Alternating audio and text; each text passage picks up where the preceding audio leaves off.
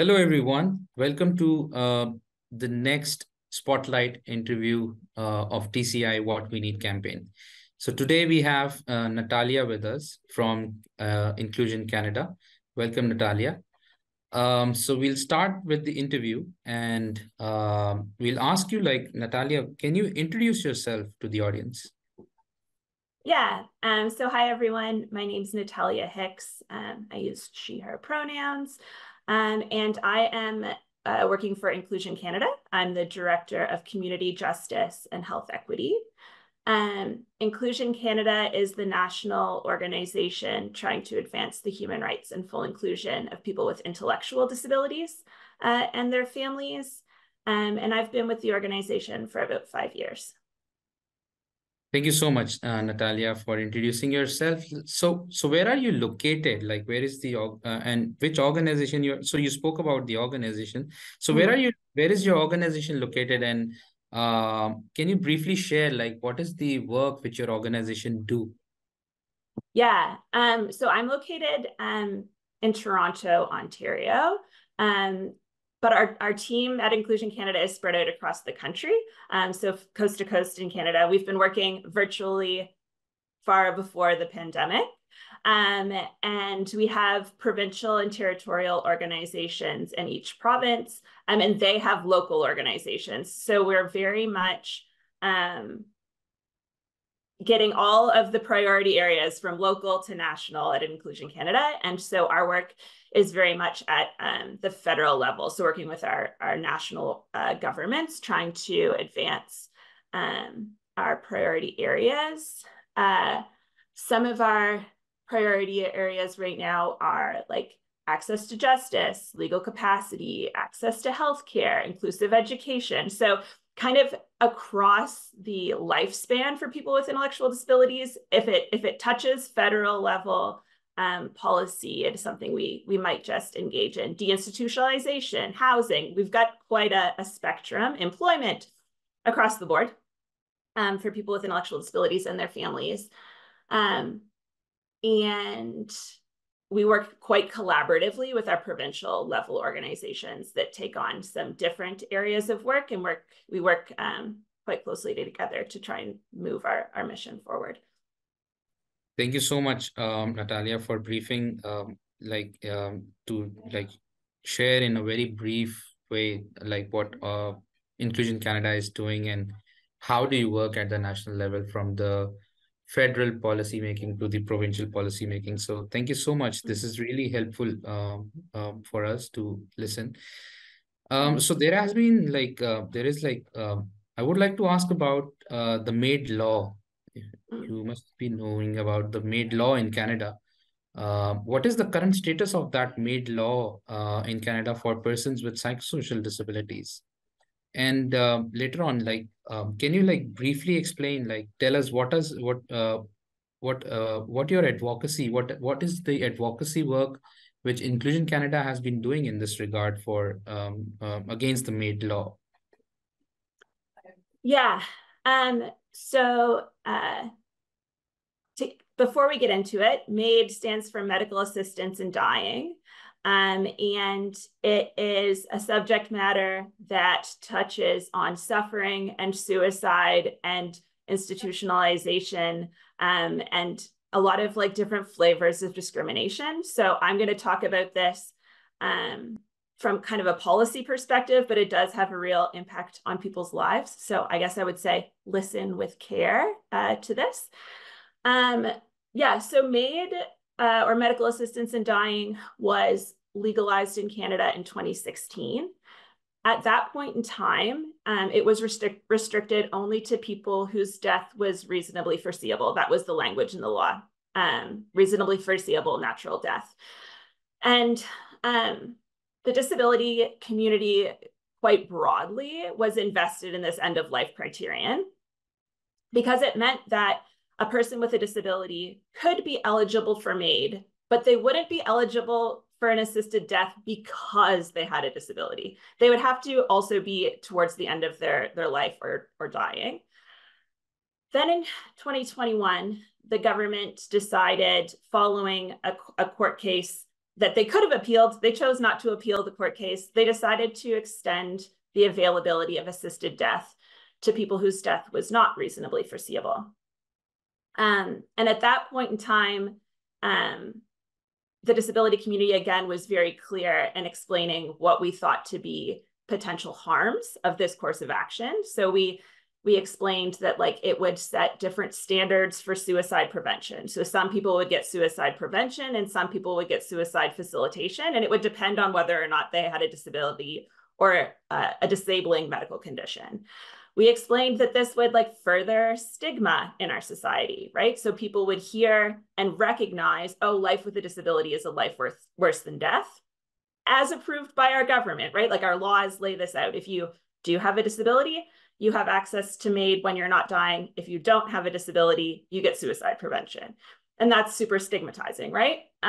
We explained that we worried that it would like change people's relationship with healthcare, right? If you can't fully trust to bring your suffering to the table because maybe you'll be kind of set down a course where you end up receiving MAID, maybe you're not going to bring your suicidality forward. Maybe you're not going to bring your suffering forward. Maybe you're just not going to talk about it, right? So we laid out all of these different ways that we thought that this law could be harmful, and they still moved forward at a wildly rapid pace.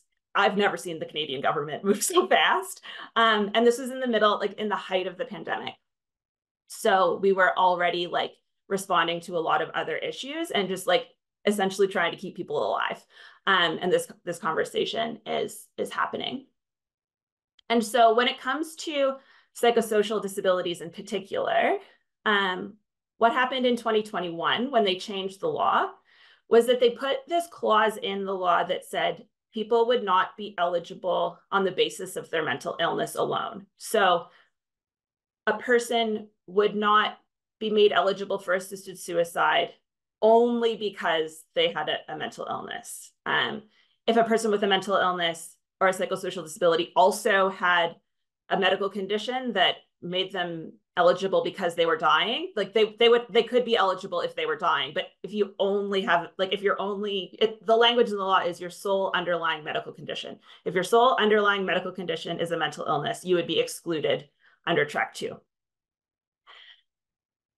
And then at the very last minute, after all of the studies of the law were complete, after all consultation was complete, our Senate came in and said, I don't really think I like that exclusion.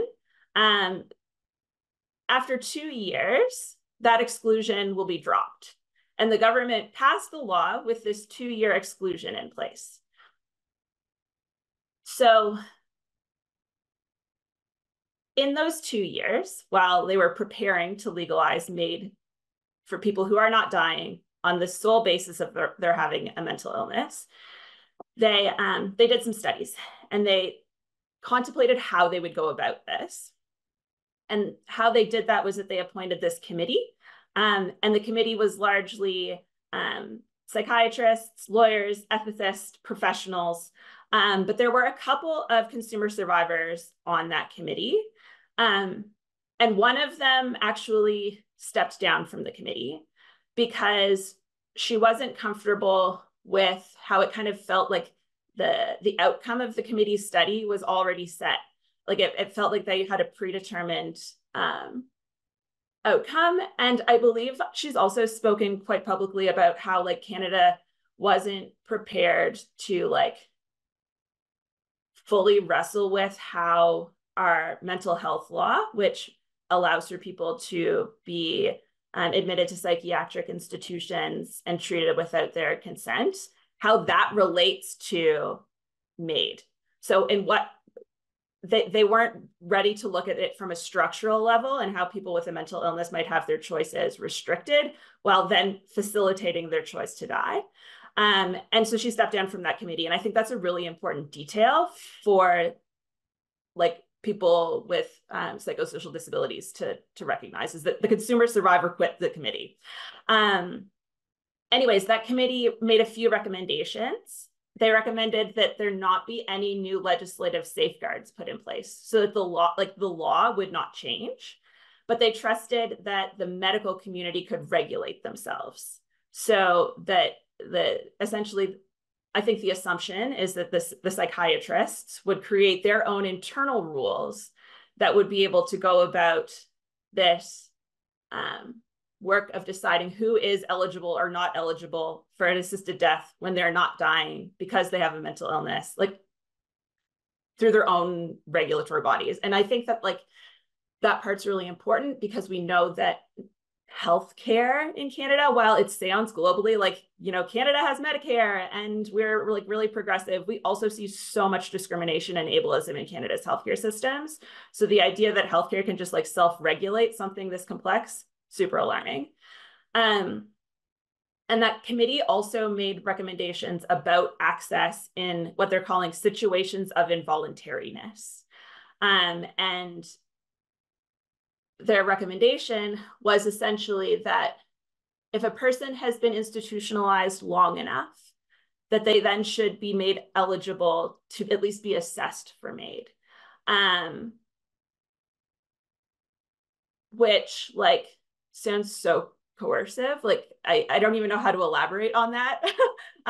Where like some people, like some choices are taken away and others are given, and this would be the choice to die from within an institution, whether it would be like a people who are in jail, like, and their only underlying medical condition is a mental illness. People who are in a psychiatric institution, their only underlying medical condition is a mental illness. Like it sounds so risky. And they also made recommendations about when consent is questionable. So all of that to say, Canada isn't introducing anything that sounds like they're not introducing anything that would put us at ease. They're saying, okay, full steam ahead, let's move forward with this legalization on the basis of mental illness. The big question in Canada right now is the timeline. So MAID for mental illness was supposed to be legalized last March, and the government admitted that they weren't ready. March of 2024 is the extension that they gave themselves. So it should be made legal in March of 2024. We are hoping that they'll see that we're still not ready. I don't know that we in the disability sector in Canada don't think this should ever happen because we believe it to be fundamentally discriminatory. Like having a law that protects some people and doesn't protect other people, discriminatory on its face. We're not into it. But also we're hoping that at least our elected officials can recognize that we're not ready to do this. And